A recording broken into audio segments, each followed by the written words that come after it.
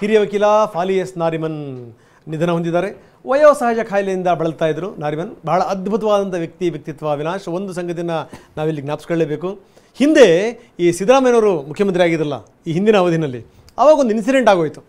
ಈ ವಿರೋಧ ಪಕ್ಷದ ನಾಯಕರುಗಳು ವಾದ ಮಾಡ್ತಿರುವಂಥ ಸಂದರ್ಭದಲ್ಲಿ ಯಡಿಯೂರಪ್ಪ ಸೇರಿದಂತೆ ಬೇರೆ ಬೇರೆ ನಾಯಕರೆಲ್ಲ ಸೇರಿಕೊಂಡು ಇಷ್ಟೊಂದು ದುಡ್ಡು ಸುರಿತಾ ಇದ್ದೀರಿ ಕಾವೇರಿ ವಿಚಾರಕ್ಕೆ ಸಂಬಂಧಪಟ್ಟಂಗೆ, ನಮಗೆ ಹಿನ್ನಡೆ ಆಗ್ತಾ ಇದೆ, ಅದರ ಅರ್ಥ ಏನು?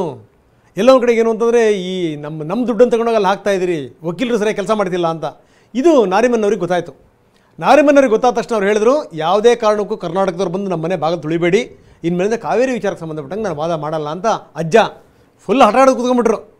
ಎಂಥ ಘಟನಾವಳಿ ಅಂತಂದರೆ ಯಾವುದೇ ಕಾರಣಕ್ಕೂ ಬರಲ್ಲ ನಾನು ಅಂತ. ನಾರಿಮನ್ ಎಷ್ಟರ ಮಟ್ಟಿಗೆ ಅಂತಂದರೆ ಕಾವೇರಿಯ ಪ್ರತಿ ವಿಚಾರವನ್ನು ಕೂಡ ಅಂಗೈಲಿರುವಂಥ ಗೆರೆಗಳ ರೀತಿಯಲ್ಲಿ ಎಲ್ಲವೂ ಗೊತ್ತವ್ರಿಗೆ. ಒಂದು ವೇಳೆ ಅವ್ರೇನಾದರೂ ಹಿಂದಕ್ಕೆ ಸರಿದ್ರೆ ಕರ್ನಾಟಕಕ್ಕೆ ಸೋಲು ಖಚಿತ, ಕಟ್ಟಿಟ್ಟ ಬುತ್ತಿ ಅಂತ ಗೊತ್ತಾಯಿತು. ನಿಮಗೆ ಗೊತ್ತಾ ಏನಾಯಿತು ಅಂತ? ದೇವೇಗೌಡರು ಹೋದರು, ರಿಕ್ವೆಸ್ಟ್ ಮಾಡ್ಕೊಂಡ್ರಿ ನೀವು ಹಂಗೆಲ್ಲ ಮಾಡಬಾರ್ದು ನೀವು ಅಂತ. ಭಾಳ ಪ್ರೀತಿ ಮತ್ತು ಅಭಿಮಾನದಿಂದ ದೇವೇಗೌಡರನ್ನ ಬೆದರಿಕೆ ಹಾಕಿದ್ರಿ ಅವರಿಗೆ, ನೀವೇನಾದರೂ ಈ ರೀತಿ ಮಾಡಿದರೆ ನಮ್ಮ ಕರ್ನಾಟಕದಿಂದ ರೈತರನ್ನೆಲ್ಲ ಕರ್ಕೊಂಡ್ಬಂದ್ಬಿಟ್ಟು ನಿಮ್ಮ ಮನೆ ಮುಂದ್ಗಡೆ ಧರಣಿ ಕುತ್ಕೊತೀನಿ ನೋಡಿ ನಾನು ಅಂತೇಳಿ ಅಂತ.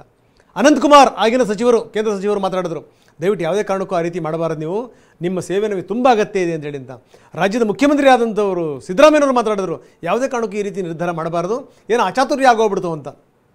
ಕೊನೆಗಿದೆಲ್ಲ ಆದಮೇಲೆ ನಾರಿಮನ್ ಹೇಳ್ತಾರೆ, ಕರ್ನಾಟಕಕ್ಕೂ ಕಾವೇರಿಗೂ ನನಗೂ ಭಾಳ ಅವಿನಾಭಾವ ಸಂಬಂಧ ಇದೆ, ಅದಕ್ಕೋಸ್ಕರ ನಾನು ವಾದ ಮಾಡ್ತಾಯಿದ್ದೀನಿ, ದುಡ್ಡಿಗೋಸ್ಕರ ಅಲ್ಲ.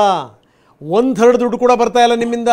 ಬೇರೆ ಕೇಸ್ಗಳನ್ನ ಕಂಪೇರ್ ಮಾಡಿದ್ರೆ ಕಾವೇರಿ ಕೇಸ್ ಇದ್ದಂಥ ಸಂದರ್ಭದಲ್ಲಿ ನಾನು ಬೇರೆ ಕೇಸ್ಗಳನ್ನ ಒಪ್ಕೊಳ್ಳೋದೇ ಇಲ್ಲ, ಇದರಿಂದ ನಷ್ಟನ ವಿನಃ ಲಾಭ ಅಲ್ಲ, ಆದರೆ ನನ್ನ ಶಾಂತಿ ಸಮಾಧಾನಕ್ಕೋಸ್ಕರ ಮಾಡ್ತಾಯಿದ್ದೀನಿ, ಈ ರೀತಿ ಮಾತಾಡಬಾರ್ದು ಅಂತ. ಅಂದರೆ ಹಂಗವರು ಅವ್ರು ಎಷ್ಟರ ಮಟ್ಟಿಗೆ ಅಂತಂದರೆ ಆರ್ಟಿಕಲ್ 370 ವಿಚಾರಕ್ಕೆ ಸಂಬಂಧಪಟ್ಟಂಗೂ ಕೂಡ ಅವರು ವಾದ ಮಂಡಿಸಿದಂಥ ರೀತಿ ಇದೆಯಲ್ಲ ಭಾಳ ಅದ್ಭುತ. ಅವರು ಭಾಳ ನೇರ ನಿಷ್ಠುರವಾದಿ, ಸುಮಾರು 50 ವರ್ಷಗಳ ಕಾಲ ನಿರಂತರವಾಗಿ ಅವರು ಈ ವಕೀಲಿಕೆ ಮಾಡ್ಕೊಂಡು ಬಂದಿರುವಂಥವ್ರು, ಎಲ್ಲೂ ಕೂಡ ಹೆಸರು ಕೆಡಿಸ್ಕೊಂಡಿಲ್ಲ. ಜೊತೆಗೆ ಇಂದಿರಾ ಗಾಂಧಿ ಅವರು ಎಮರ್ಜೆನ್ಸಿ ರಾಜೀನಾಮೆ ಕೊಟ್ಟರು, ಹೆಚ್ಚುವರಿ ಸಾಲಿಸಿಟರ್ ಜನರಲ್ ಆಗಿದ್ದರು, ಅದಾದ ನಂತರ ರಾಜೀನಾಮೆ ಕೊಟ್ಟರು. ಅಂದರೆ ಒಂಥರ ಈ ಮೌಲ್ಯಾಧಾರಿತ ಈ ವಕೀಲಿತನ ಅಂತಾರಲ್ಲ, ವಕೀಲಗಾರಿಕೆ ಅಂತಾರಲ್ಲ, ಅದನ್ನು ಮಾಡ್ಕೊಂಡು ಬಂದಿರುವಂಥವ್ರು.